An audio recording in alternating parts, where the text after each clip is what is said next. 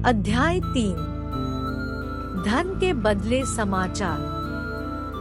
Wikipedia की परिभाषा के अनुसार भारत में पैसे देकर समाचार चलाने की प्रथा का अर्थ है पत्रकारों और मीडिया संगठनों को नकद या उसके बराबर लाभ देकर प्रभावशाली लोग या संगठन अपने हित और पक्ष में समाचार चलवाते हैं, जिससे प्रकाशित या प्रसारित होने वाला समाचार आलेख से जनता के बीच उनकी सकारात्मक छवि लगातार बनती रहती है। 2009 में प्रकाशित पैसे देकर समाचार छपवाने की रिपोर्ट में प्रेस काउंसिल ऑफ इंडिया ने इसे इस तरह से परिभाषित किया था: प्रिंट या इलेक्ट्रॉनिक मीडिया में ऐसी खबरों या विश्लेषणों का प्रकाशन या प्रसारण जिन्हें नकद या उसके बराबर लाभ के बदले में चलाया गया हो। पैसे का यह भुगतान सत्य को दबाने, छुपाने या झूठ को फैलाने के लिए किया जा सकता है। यह बहुत ही सामान्य प्रथा है जिसका अक्सर किसी भी छवि को चमकाने, कोई कथानक बनाने और परेशान करने वाली सूचना को दबाने के लिए किया जाता है। विभिन्न राजनीतिक दलों, संगठनों, कॉरपोरेट घरानों, ब्रांडों और प्रभावशाली व्यक्ति द्वारा इसका उपयोग किया जाता है। सही अर्थों में पैसे देकर या लेकर चलाई गई खबरें इस हाथ ले उस हाथ ले दे के बराबर है, जिसमें शामिल दोनों पक्ष एक दूसरे लाभ प्रदान करते हैं। हालांकि पैसे लेकर चलाई गई खबरें सारे साल चलने वाला फायदेमंद धंधा है, पर चुनावों के समय खास तौर पर उसमें उछाल आ जाता है।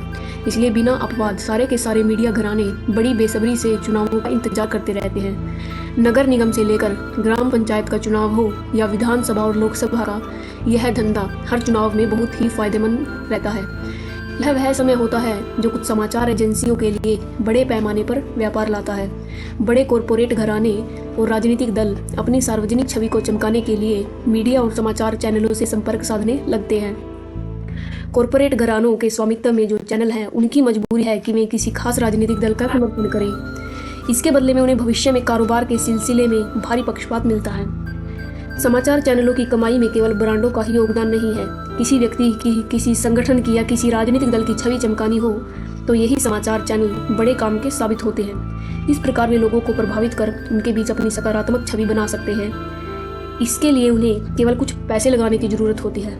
भारत में पैसे ले देकर समाचार चलाने की व्यापक प्रथा की बहुत ही कड़ाई से आलोचना की जाती है, क्योंकि इससे जनता के बीच जिस महत्वपूर्ण, संपूर्ण और जरूरी सूचना का प्रसारण करना चाहिए था, उससे ध्यान भटका कर ऐसे किसी व्यक्ति की कवरेज की ओर ले जाती है जो मोटी रकम खर्च करने को तैयार हो।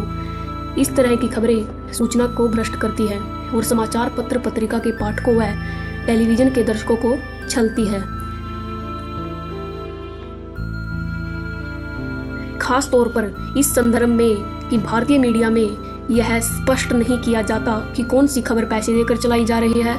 यह कहना है जेम्स पेंटर और जॉन लॉयर का। न केवल कॉरपोरेट घराने बल्कि राजनेता भी टीवी चैनलों के मालिक बने हुए हैं। जरा सी शोध कर कोई भी आसानी से पता लगा सकता है कि किस चैनल का मालिक कौन है।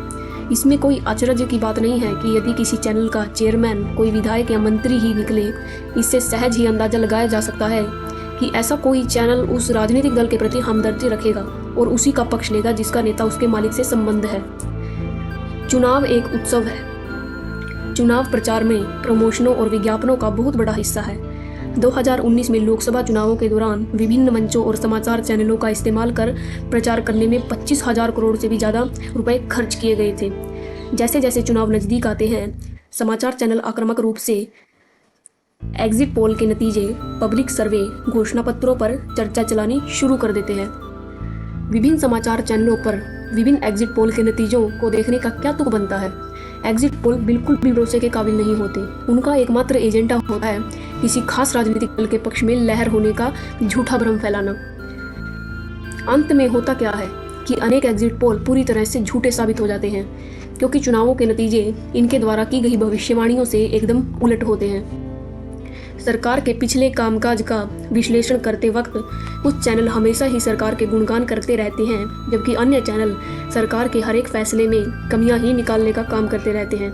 जब कोई समाचार चैनल किसी पार्टी या व्यक्ति का समर्थन करता है या उसकी आलोचना करता है, तो ज़्यादातर दर्शक इससे प्रभावित होने लगते हैं। एक चैनल के वरिष्ठ प्रमुख ने नाम जाहिर न करने की शर्त पर बताया कि ज़्यादातर समाचार चैनल केवल किसी पार्टी के एजेंडा और शोहरत का प्रसार करने के मकसद के साथ अपना काम शुरू कर रहे हैं, क्योंकि उनमें से ज़्यादातर को राजनीतिक दलों का समर्थन मिला है। मीडिया व एंटरटेनमेंट पार्टनर डेलॉयट के एक अधिकारी का कहना है, चुनावों के दौरान बहुत सारे चैनल शुरू होते हैं और चुनाव खत्म होते ही गायब हो जाते हैं। भारतीय उद्योगों के परिसंघ फिक्की इवाई की रिपोर्ट के अनुसार समाचार चैनलों का फिलहाल बाजार में 13% हिस्सेदारी है। विज्ञापनों से होने वाली कुल आमदनी में यह 3064 करोड़ होता है। कोई हैरानी नहीं कि चुनावों के दौरान प्रसारित होने वाली अधिकतर सामग्री नियंत्रित होती है, उसमें छेड़छाड़ की गई होती है और पूर्वग्रह से ग्रस्त होती है, जिसका एक ही मकसद है, छवि चमकाना और भ्रम पैदा करना।